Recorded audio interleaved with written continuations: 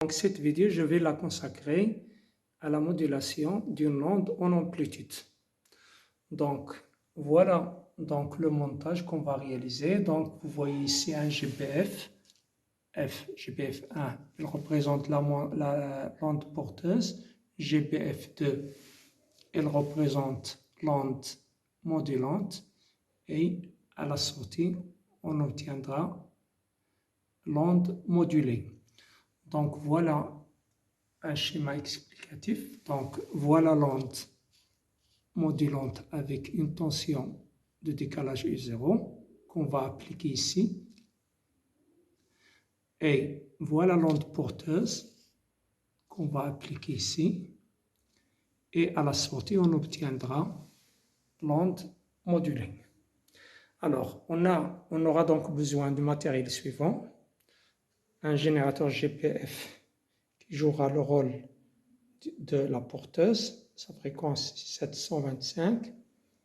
Ici, un autre générateur de basse fréquence qui jouera le rôle de la porteuse, de l'onde modulante, et un oscilloscope bicourbe. Bien sûr, une pièce la plus importante ici, c'est cette boîte qu'on appelle un multiplieur.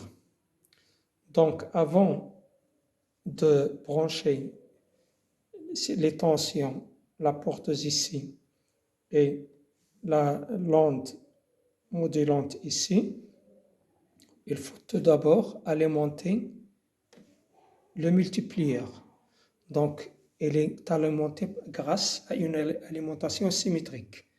Donc, voilà ici, tension plus VCC plus 15.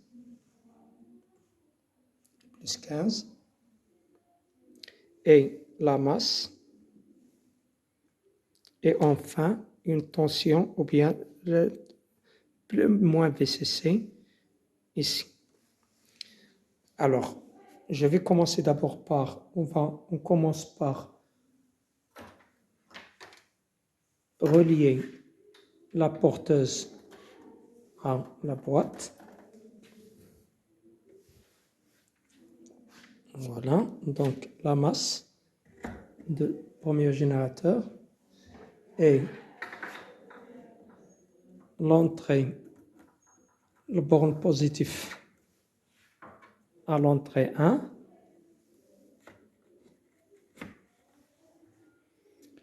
Maintenant, reste à brancher l'onde modulante, ça veut dire le deuxième générateur. Voilà. Sur l'entrée 2. Alors, on va d'abord visualiser la porteuse, tension porteuse, elle est là. La masse sur cette voie.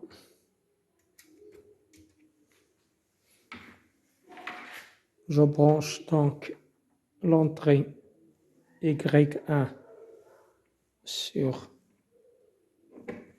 Et voilà qu'est-ce qu'on obtient. Donc on obtient ce graphe qui représente la porteuse.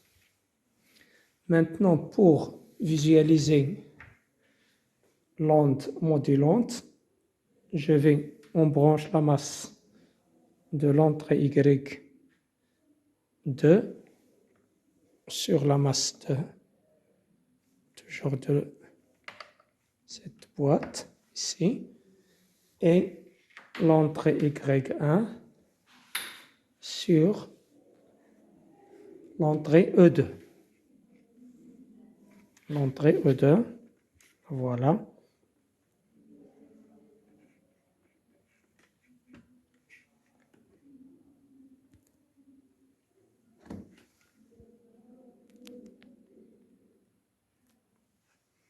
Bien.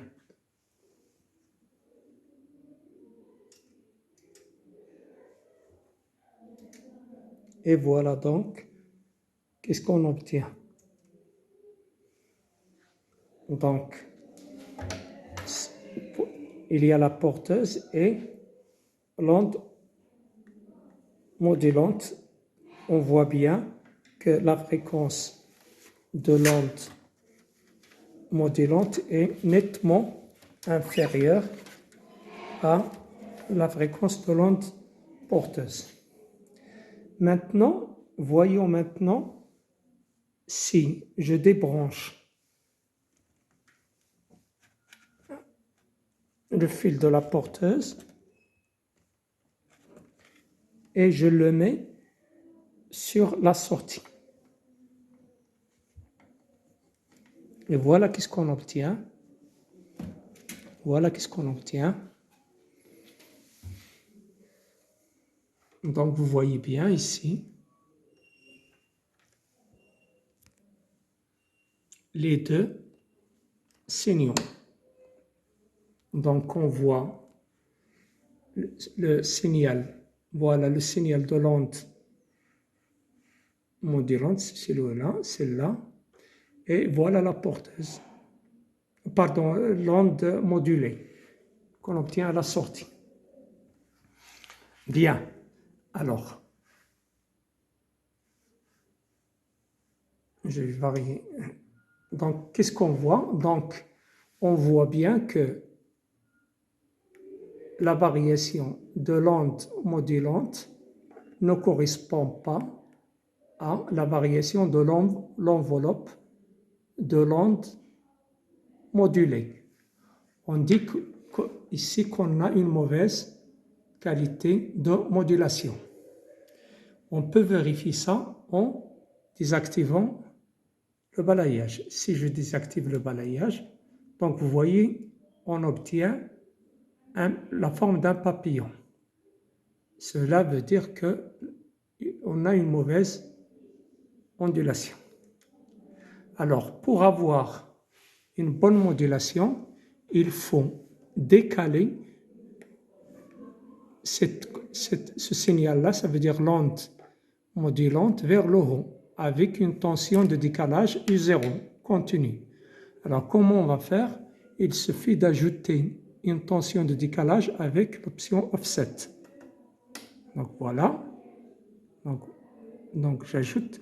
Maintenant, voilà la tension une mauvaise modulation. La tension de décalage ici, il est inférieur à la tension maximale de l'onde modulante.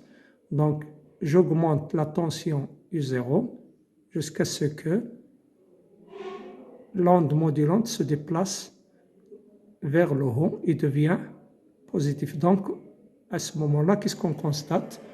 On constate que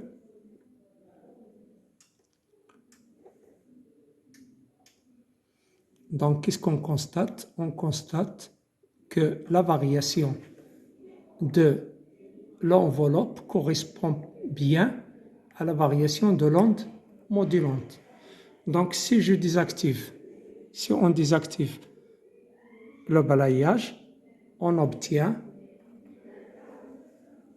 la forme d'un trapèze et cela veut dire qu'on a bien une bonne modulation ou bien une bonne modulation ou bien une bonne qualité de modulation.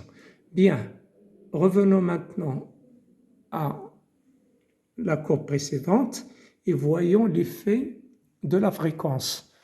Donc, le cas, si je diminue la fréquence de l'onde porteuse, donc ici la fréquence de l'onde porteuse, elle est supérieure 10 fois à la fréquence de l'onde modulante. Je diminue la fréquence. Maintenant, qu'est-ce qu'on constate? Donc, vous voyez, si les fréquences sont proches, donc la modulation ici elle est mauvaise et on obtient une distorsion d'une courbe et bien sûr l'enveloppe de la modulation disparaît totalement. Donc, merci et à la prochaine vidéo dans laquelle on verra donc le processus inverse, la démodulation. Merci.